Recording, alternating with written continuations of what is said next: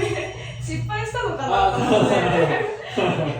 こちらが二の腕の術前から3ヶ月後までの経過です。こんにちは。脂肪吸引、包茎メインで行っている森脇慎です。今回はですね、23歳女性の二の腕肩脂肪吸引のマーキングから施術風景、術後3ヶ月のインタビュー動画、術前術後の症例の解説をやっていこうと思います。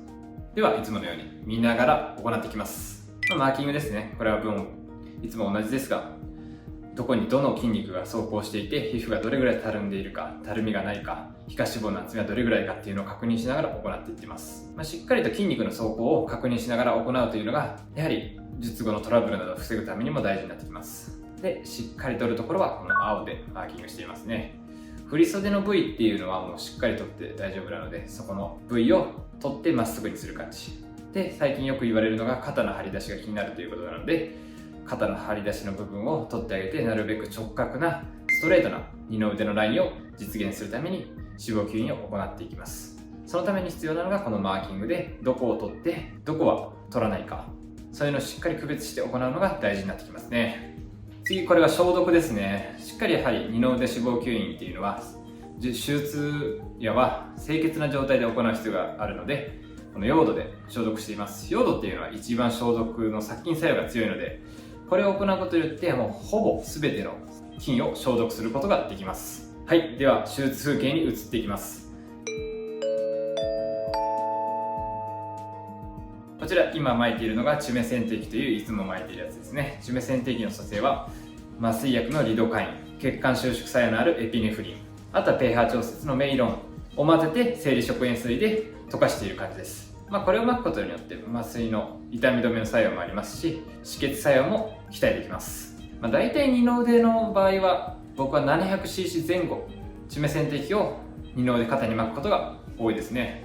場合によっては 500cc だったりもっと800、900と巻く場合もありますが、基本的には 700cc 前後のことが多いです。次はベーザーですね。本当にベーザーっていうのは熱の温度を調節できるので、二の腕肩の場合だと緩めにかけてはいるんですが、ただ肩が少し脂肪の繊維質が硬くて、そういった場合にはベイザーの熱を少し上げてかけてあげると柔らかくなってドロドロの脂肪になるので、そこで吸引してあげるとボコつきなどのリスクも軽減することができます。また脂肪放棄をする場合などはあまり熱を加えすぎると脂肪細胞が傷んでしまうので、そういった場合は優しくかけるためにベイザーの温度は緩く、あまり熱くしすぎないように、あと時間もかけすぎないようにしています。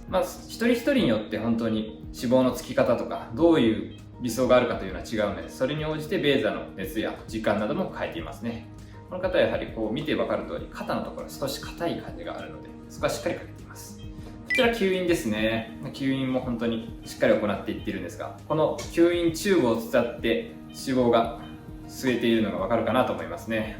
で、今使っているこの吸引の管は 3.7mm のものですね。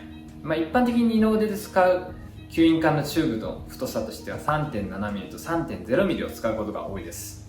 これを使うことによって二の腕を均一に取っていってます。またこの今使っているのはストレートな吸引管なんですけど、曲がったりしているものなどもあるので、そういったものを使って肩のカーブに合わせて吸引することも可能です。いろいろ用途を使い分けて吸引は行っていってますね。皮下脂肪を触りながら厚みの位置を確認したりして、しっかりと吸引をできるように調整していってます。今回は2箇所上げているので、肘のところと、あとは肩の出っ張っているところから2箇所吸引を行っていってます。これによって2方向から吸うことによってバランスの取れた二の腕を作ることができますね。これが吸引になりますね。ではここからはインタビュー動画を見ていこうと思います。脂肪吸引をしようと思った理由だけ教えてもらってもいいですか？ダイエットしてもなかなか落ちなかったので、なんかもう医療の力になりたいなと思って手っ取り早い。てか腕落ちないですよね。腕落ちないですね、にしても。特にどこが気になってましたっけ？特にこの肩の張りの部分が、どうですか、やってみて。めちゃくちゃ細くなって、大満足です。あ、よかったです。3ヶ月でもちょっとまだ若干ね、拘縮がところどころ、こういうところも残ってるので、まだ完成ではないんで、もうちょっとスッキリしますね。ダウンタイムどうでした？ダウンタイムでも思ってたより辛くなかった。あ、本当ですか？そんなに痛くなく。こうでも全然。次の日とかシャンプーとか大変じゃなかったですか？次の日はちょっと痛かったですけど、あー全然仕事とかも普通に大丈夫ですか？デスクワークは全然平気でした。あ、よかったです。なんか気になることありました？そのダウンタイムとか、その手術前とか手術後とかですけど。一回水がめちゃくちゃ溜まった時に、これ失敗したのかなと思ってでも抜いたら本当にもうすぐすっきりしたんで、水が溜まった時ちょっと不安になる。めちゃくちゃ不安でした。そうですね。ダウンタイムの時ね、なんか完成形見えないですよね。もっとね、すっきりするんで、ちょっと本当に楽しみにしていただいて。以上がインタビューですね。満足されているようで良かったです。ではここからビフォーアフターを見ていきます。こちらビフォーですね。やや肩の張り出しがちょっと気になるかなっていうのが分かりますね。こちら1週間ですね。1週間で肩の張り出しやや改善しているんですが、黄色みと内出血は目立ちますよね。やはり1週間ではこのように腫れは目立ちます。1ヶ月です。かなり細くなっていますね。直角な綺麗なラインになっています。こちら3ヶ月の動画ですね。すごいスッキリしていますよね。タトゥーを入れたということでシールを貼っています。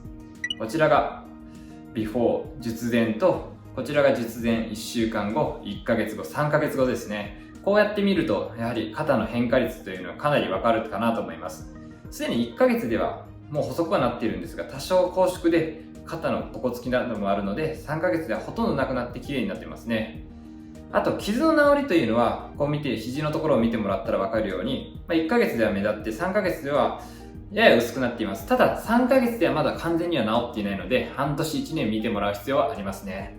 ただすごい綺麗な変化率が直角になっているのはわかるかなと思います。はい、今回はですね、二の腕肩の脂肪吸引のマーキングから施術風景ビフォーアフターまでを紹介していきました。